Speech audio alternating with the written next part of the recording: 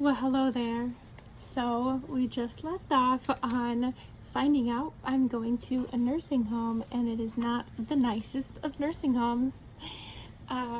So, we get me on a gurney, and the ambulance shows up. Because of my last ambulance ride, my best friend rides with me in that ambulance. They cover my head while I go through the hallways because I'm becoming super sensitive to lights and sounds and movement. My best friend rides with me in the ambulance. Mom follows with the car behind, and as we get to the nursing home, first thing we should have noticed is the front door doesn't open all the way, and so they have to squeeze my gurney through the main door.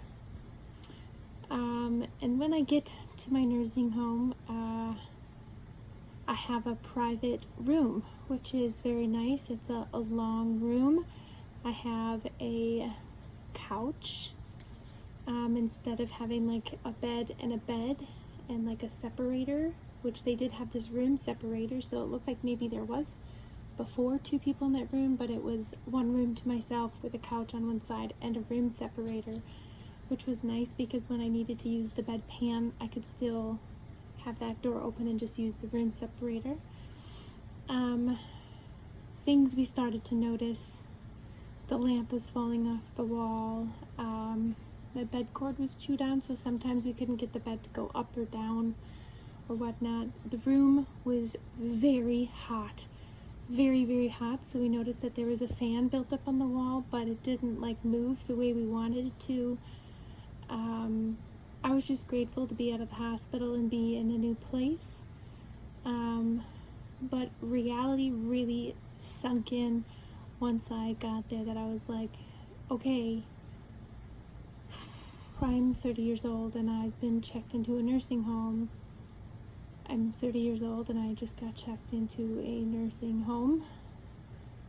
And I have a disorder that nobody understands, and now I have to re-explain all of this again to somebody, but PTOT, speech, food, nobody understands me here.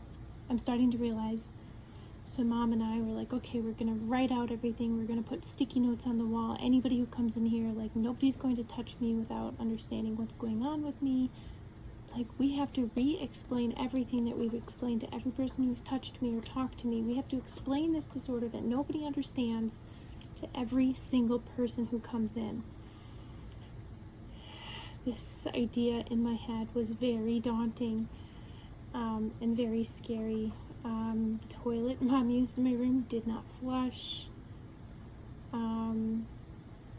None of the woods matched in the room. There was clothes in the closet that was supposed to be my closet. There was lots of people that were supposed to come in the room that day, but they didn't. Lots of questions were asked when they came into my room. They said, so you have back problems? And I was like, that is not why I'm here. Then we had to like re-explain this whole long story and explain that I have this disorder. And so at this point, I'm explaining FND to everybody, and their eyes just get big as saucers. At this point, I am now going through Facebook support groups, and if we get lost, I post to a support group. I wait for those answers to come back on the support groups, and those answers on the support group I then feed to the nursing home, to the PT staff, the OT staff, the food. The food surprisingly was really good there, and I was having issues with food and trying to eat certain foods, so I was eating about 10 different types of food, and so the staff would just like bring in stuff, but my mom was really bringing in a lot of stuff and putting it in a little fridge. I was having little seizures on and off, so I was close to the nursing staff. I had people checking on me. I was a hot mess, but I was not mobile. I was stuck in the bed. We were just learning how to move my arms and legs, but all of a sudden I would have involuntary leg movement. I was in that nursing home for a couple weeks, and towards the end half of that, there was some neglect issues going on. There was just a lot of issues in that nursing home, but towards the end, I really cared for the staff there. The people really liked me. I was able to talk with the staff there. The staff became my friends, but I'm not there to make friends. They really cared about me, and I loved the people there, and they loved me. They checked on me. They made sure I was okay. They'd come and sit with me. They would, but I'm not there for comfort. I'm there to get better, and I wasn't progressing very quickly at all. The final straw was I was waiting for about a week. I was in excruciating pain. I had a bladder infection, and I kept saying, I think I have a bladder infection. Every day I would say I'm in pain. The pain got so bad I was having seizures while I was peeing. So I would go pee, and then I would have a seizure due to the pain of that urination. They did a test and it came back negative, and I said, no, there's something wrong. I have this weird thing where I can do a test and the test comes back negative, and then a week later it'll come back positive, where I know my body before things are positive. The lady said, fine, I'll put it on a list and I'll let the doctor know when he comes in tomorrow. Well, that never happened. A whole week went by of me being in excruciating pain where I'm blacking out now from the pain. Then all of a sudden, she's like, did you talk to the doctor? She's like, oh, the doctor just left. I was in screaming amount of pain. At this point, I'm peeing. I feel like I'm giving birth. And my mom goes, screw it. We're done. We're leaving. We're out. This is not acceptable anymore. We have asked for the doctor for a solid week, and you keep saying tomorrow, tomorrow, tomorrow, tomorrow. This has been a solid week of her being in excruciating pain, and the doctor has not come in once. And you keep telling her it's in her head. The pain is in her head. We're done. We're done with the discussion. And so they call 911. They try to give me an IV in the ambulance. They can't get an IV in because I'm in so much pain and everything's constricted and I'm too dehydrated. Get me to the hospital, and of course in the hospital they get the IV in, they get me some meds to calm it down, they have to give me a cath. And of course for a urinary tract infection I end up on the neurology floor. And then psych eval. Because that's normal for a urinary tract infection. Because of this disorder. This disorder I have. Which gets really frustrating that now I'm back in this hospital that I was at before. I stay in this hospital for about 2 weeks. I didn't need to be there for 2 weeks, but I do have a urinary tract infection that went up into my kidneys, an E. coli infection, because they left me in the bedpan. They neglected and left me on the bedpan for so long. I would ring the bell and they would leave me overnight because I couldn't get to the toilet. They would leave me on the bedpan with urine and feces for an hour sometimes. A lady at the nursing home would yell at me and tell me, you don't need to fake to get your pain meds.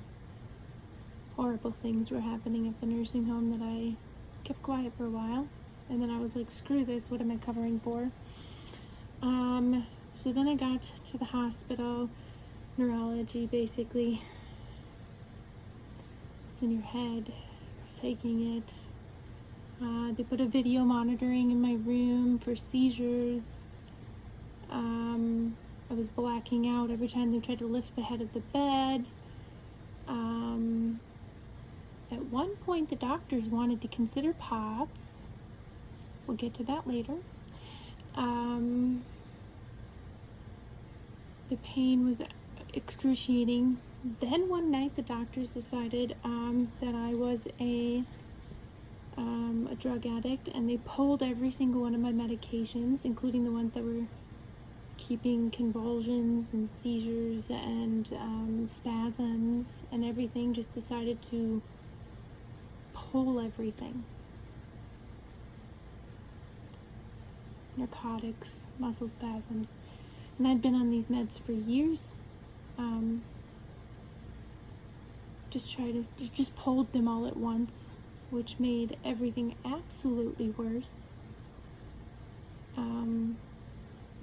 Because they thought that I had a problem, which we'll get to that story later on. Then the doctor says, "Why are you yawning a lot?" I said, "Yeah, I'm yawning a lot." She goes, "That's a sign of drug addiction. Or maybe it's because I'm not sleeping because I'm in pain."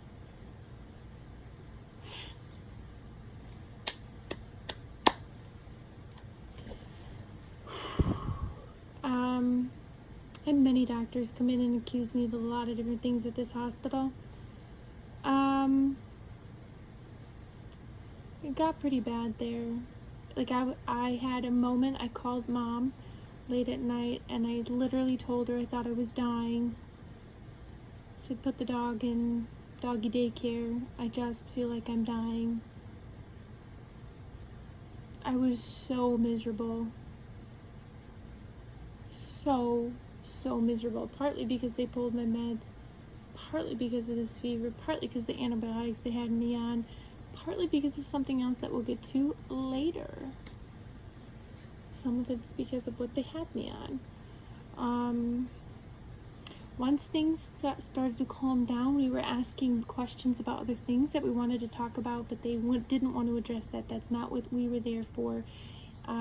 Neurologists, when they came in the first day, we asked a lot of different questions. And you know, when you're on the neuro floor, they do rounds every day. The neurologists came in the room the first day. We asked them a lot of questions. They never came back into our room again, ever. We spooked them that bad. They were that, like, that's what we do to neurologists. One of them said, "Have you talked to psych?"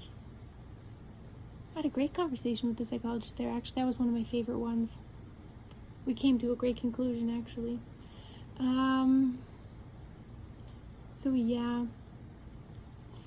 Then it came to, we can't go back to the old nursing home, but we were holding that bed just in case we couldn't find another one.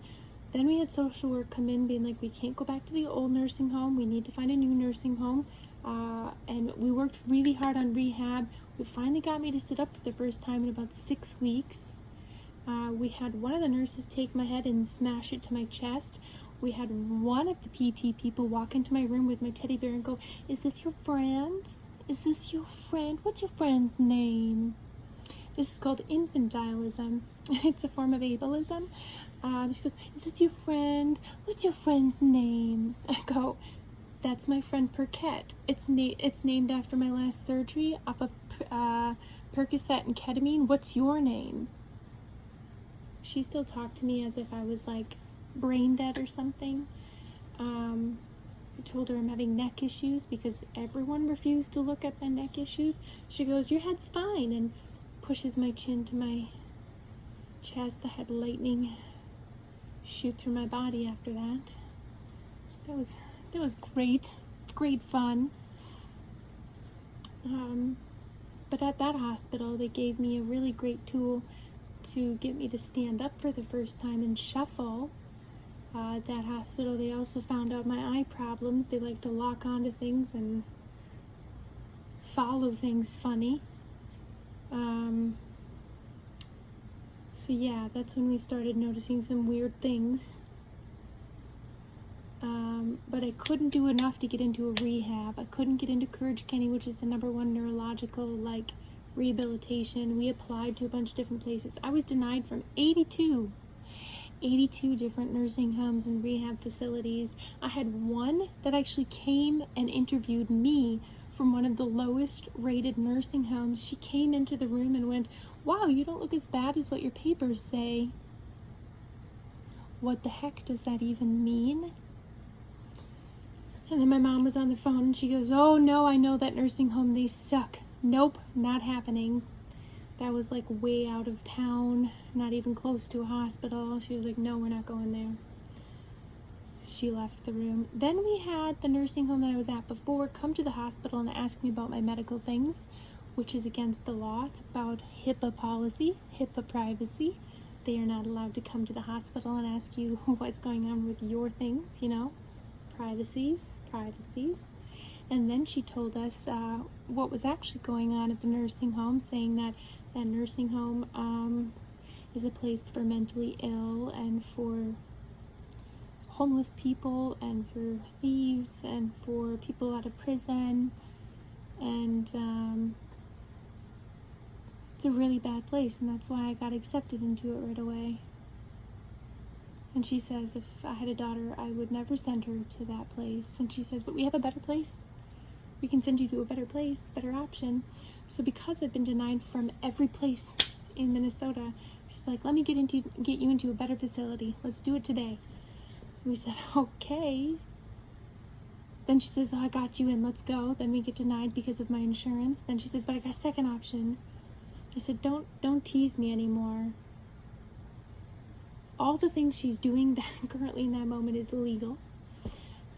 But we did it and we listened, and she did get me into a better facility. That's still in the same family. Just because it looks cute does not mean it's still shit. Got into the facility. Looked beautiful. Honestly, it looked like a hotel room.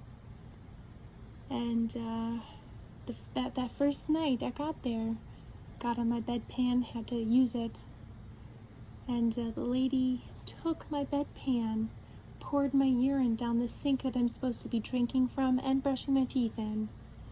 And that was the introduction to my second nursing home. And I was like, well, it looks like a new place, but it's got the same old people, same old crap going on in it. I'll just leave the story here for the next part. How about that? Enjoy. Peace, love, and Cookie Monster.